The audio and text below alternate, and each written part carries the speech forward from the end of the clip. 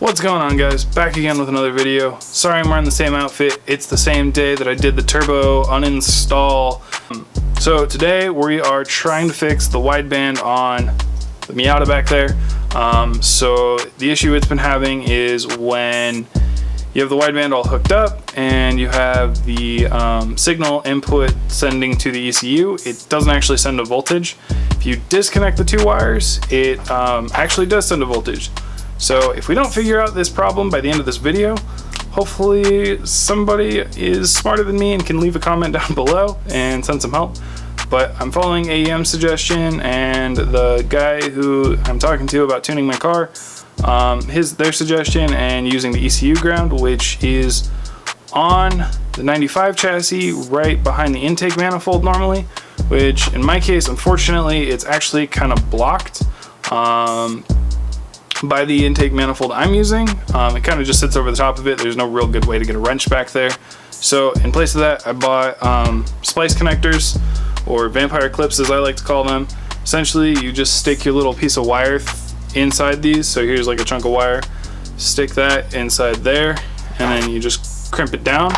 And then once you do that, you end up with a female connector on the other side.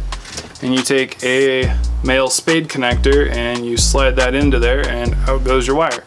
And that allows you to splice into a wire without having to cut it and strip it and make new butt joints or solder it or whatnot. And this is the lazy man's way of doing it, and just don't feel like soldering today. It's a lot of extra work, and hopefully this works, and I might solder it at a later time and make it pretty later on, but this is quick and dirty and just trying to get the car to work. So let's get started. Let's show you what I got. Okay, so I actually don't know if I need these or not, which, by the way, link in the description if I didn't say it already. So if we come look over at my car at the spot where the ground actually is, it's kind of right next to the ABS unit if you have ABS, which, like, here is the intake plenum, which normally on a Miata like stops like right about here in terms of coming out from the block, but mine continues over the shelf. And I don't know how well you can see down in there. Let's see if I can get an extra light in there.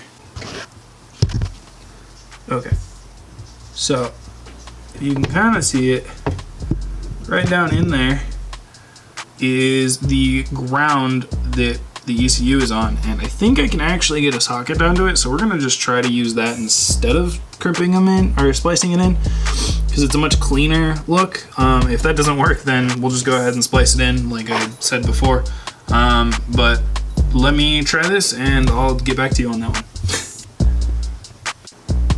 Okay, so made our new wire connection right here. We got it piggybacked on this one.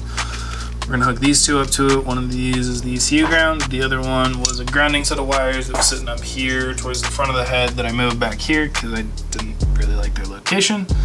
We're gonna throw a little bit of heat shrink on this, wrap it up, and then try and weasel our way back into the hole it came from. So let's get that done. Okay, we're back. Sorry, my garage is a mess a little bit. We got the ground hooked up underneath the manifold, which is what this wire is, and this is just for test fitting purposes.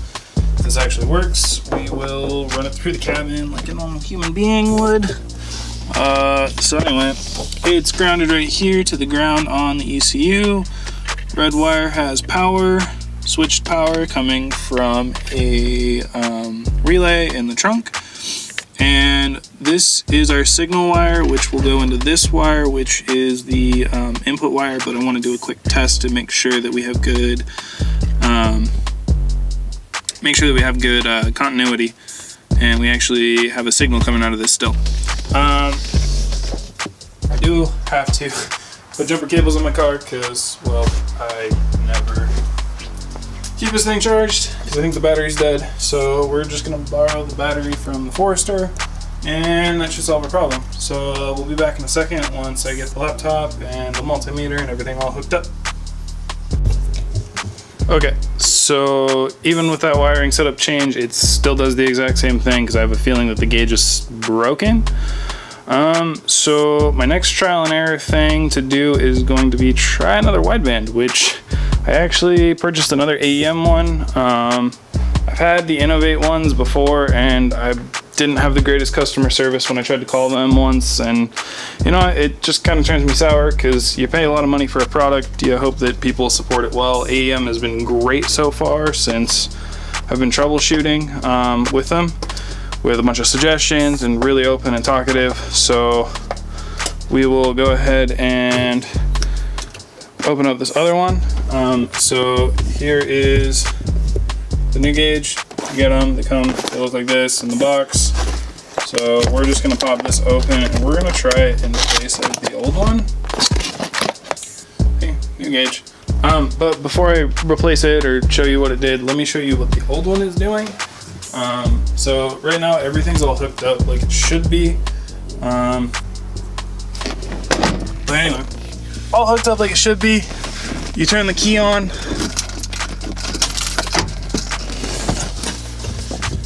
You get a reading out of the wideband right there. It says 14.5 because there's no sensor connected.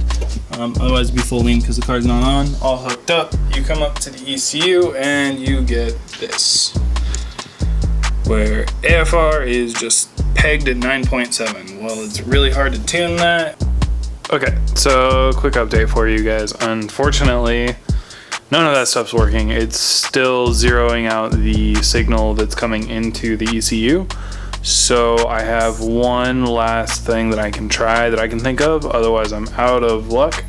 Now the ECU has two ways of receiving the signal. On a Megasquirt, there is an options plug on the back, which is like your little pigtail with about 20 wires poking out of it, and then you can go in through the main ECU harness. Sorry, my puppy wants to play fetch.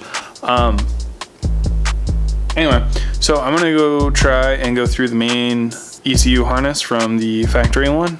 It should just be a red and blue wire from the 95 chassis. I don't know what it is. You'll have to look it up on your own if you're having the same issue, but I'm gonna try that and see if it works, and I'll get back to you once that's done. Otherwise, I'm at a loss. I sent an email back to AEM. I sent an email over to the guys who make Megasquirt over at DIY. I forget what the heck their name is. Anyway, we'll be back in a second. Okay, so for this video, unfortunately, bad news.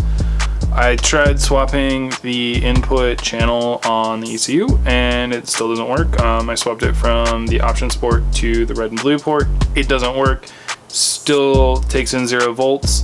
I'm still looking for, actually it doesn't take in 0 volts, it just doesn't do anything on the ECU, so I don't know what that's about, which is why I use the options port in the first place.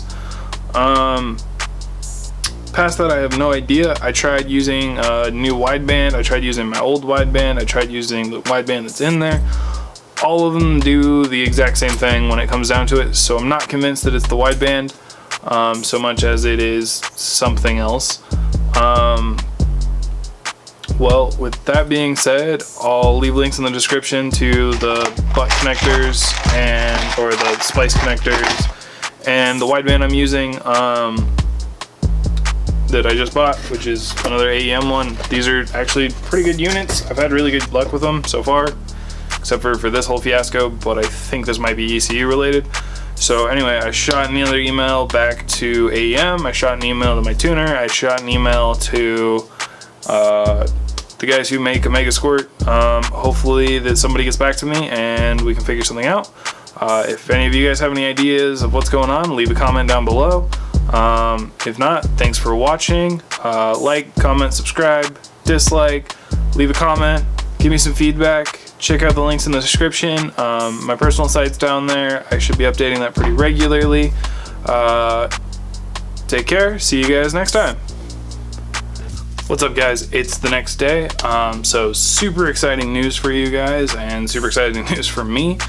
Got the wideband gauge working. I shot an email last night to DIY Auto-Tune, which are the guys who manufacture and sell Megasquirts, the ECU that I use. And basically what they said is there's 2 wires that come out of the ECU that accept an O2 sensor signal. and one of the wires was receiving a short circuit somewhere in the wiring harness, so that would be my fault. It must be grounding out somewhere or whatever, and that's causing it to zero out the signal that's coming into the ECU. So just real quick, we can show it to you guys, and we're working. Hi, Basil. Basil! Hi! Okay, real quick, guys. So this is super exciting news. So this means that I can actually tune my car again, but look at that AFR gauge. It's reading stuff again. That's so exciting. So exciting. Okay, that's enough for today. Like, comment, subscribe. Peace out. I'll see you guys next time. Hopefully we'll have some more stuff for you to do. I've got a few more projects lined up for this car right now. Super excited. This really remotivates me. But I gotta go edit some videos, so I'll see you guys next time.